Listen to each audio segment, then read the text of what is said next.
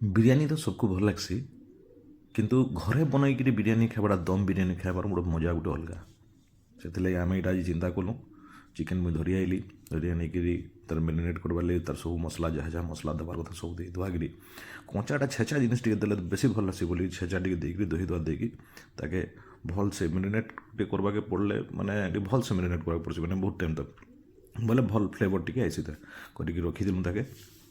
ତାରପରେ ସେଥିରେ ଯେନ୍ ବିରିସ୍ତା କହିସନ୍ ବିରିସ୍ତା ଆଣିକି ମିଶେଇକିରି ସେ ତାକେ ତାର ଯେନ୍ ତେଲ ଯେନ୍ ଛନା ତେଲ ଯେନ୍ଥିରେ ପିଆଜ ଛନା ହେଇଥିସି ସେ ତେଲ ଦେଲେ ଆର୍ ଟିକେ ଫ୍ଲେଭର୍ ଆସି ସେଟା ବି ମିଶେଇ ମୁଶାକିରି ସେ ତାକେ ମ୍ୟାରିନେଟ୍ କରବାର୍ ଲାଗି 3-4 ଘଣ୍ଟା ଫ୍ରିଜ୍ରେ ମାରିଦେବେ ବୋଲେ ତାର ଗୋଟେ ଅଲଗା ଲେଭେଲ୍ର ଫ୍ଲେଭର୍ ହେବା।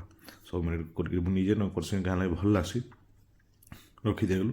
ଦେଖୁନ୍ କେନ୍ତା କଲର୍ ଆସିଯାଇଛେ ଅଲରେଡ଼ି ଫ୍ରିଜ୍ରେ ରହିଲା ପରେ ଏଇଟା ଅଟୋମେଟିକ୍ ତେଲ ବାହାରି ପଡ଼ିଛି ତାମାନେ ଏନ୍ତା ତାମାନେ ଏଇଟା ହେଇଛି ଯେ ତାପରେ ଇଆଡ଼େ ବିରିୟାନୀ ବନାବାର୍ ଲାଗି ତେଲ ତୁଲି ଦେଇକିରି ସେଥିରେ ଆମର୍ ଯାହା ଗୋଟା ମସଲା ଯେନ୍ ତେଜପତର ଜିରା ଆର୍ ଯାହା ଯାହା ଅଛେ ଯେନ୍ ଡାଲଚିନି ଫାଲଚିନି ଗୋଲମରିଚ ବଡ଼ ଇଲାଚି ଫିଲାଚି ସବୁ ଦେଇକିରି ସେ ଯେନ୍ ମ୍ୟାରିନେଟ୍ କରାହେଇଥିଲା ଯେନ୍ ସେଟାକେ ଧରି ଆଣିଲି।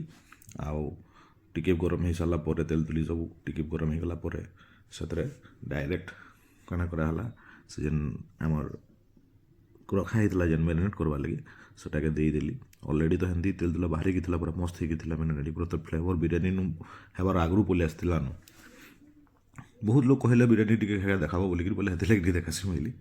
ଆର୍ ଇଆଡ଼େ ଯେ ଗଞ୍ଜରେ ଆମେ ଯେନ୍ ବିରିୟାନୀ ରାଇସ୍ ବନାବାର୍ ଲାଗି ସବୁ ଯାହା ମସଲା ମସଲି ଯାହା କଡ଼େ ମସଲା ଦେଇକିରି ସେଥିରେ ଲେମ୍ବୁ ଗୁଟେ ଗୁଟେ କାଟିକି ଦେଲେ ମିର୍ଚା ଟିକେ ଦେଲେ ତାର ଫ୍ଲେଭର୍ ଗୋଟେ ଅଲଗା ଆସି ପୁଦିନା ପତ୍ର ଦେଇକିରି ସବୁ ଚାଉଳ ଚଲା ଯାହା ବୁତରେଇକି ରଖିଥିଲି ଦେଇଦେଲି ସେଟାକେ।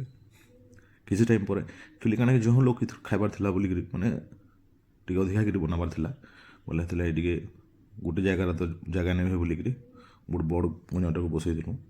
ତାପରେ ସେଟାକେ ଆନିକିରି ଯେତେବେଲେ ହେଇଗଲା ଭାତଟା ଆନିକିରି ତାକେ ଦମ୍ ଦେବାର୍ ଲାଗି 2 ଜାଗା କରାଗଲା। ସେଥିରେ ଅଣ୍ଡା ବି ଟିକେ ଦେଇଦେଲୁ, ବିରିସ୍ତା ଟିକେ ଦେଇକିରି ତାକେ ଦମ୍ ଲାଗି ବସେଇ ଦିଆଗଲା।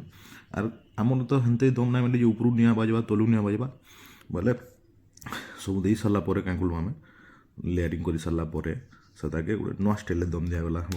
ଦେଶୀ ଯୁଗାଡ଼ ଯେନ୍ଟା କହିସନ୍ ମାନେ ମାନେ ବିରିୟାନୀ ପଟ୍ରେ ବିରିୟାନୀ ରଖି ମାନେ ହେଇ ସାରିଲା ପରେ ଦେଖୁନ୍ କେନ୍ତା ଦମ୍ ଦିଆ ହେଇଛେ ଉପରେ ଗୋଟେ ସେ ହେମଦସ୍ତାଟେ ଦିଆହେଇଛି ତାର ଉପରେ ଆମର ଯେନ୍ ବେଲନା ବାଡ଼ି ବେଲନା ଥିଲା ଯେନ୍ ବାଡ଼ିନା ତ ଯେନ୍ ରୁଟି ବେଲା ହେସି ଏନ୍ତାକିରି 45 ମିନିଟ୍ ଦମ୍ ଦେଲା ପରେ ରେଡ଼ି ହେଇଗଲା ଆମର ବିରିୟାନୀ।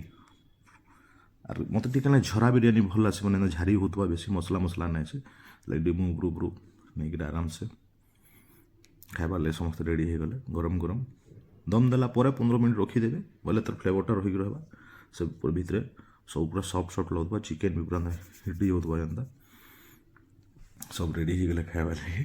ତାପରେ ବସେଇକିରି ତ କୁଟଲୁ ଆର୍ କାଣା ଆପଣ ବି ଦେଖୁଥିବେ କେନ୍ତା ଦିଶୁଛେ ଆର୍ କେନ୍ତା ଲାଗୁଥିବା ଯେ ପୁରା ଝାରି ଝାରି ହଉଛେ।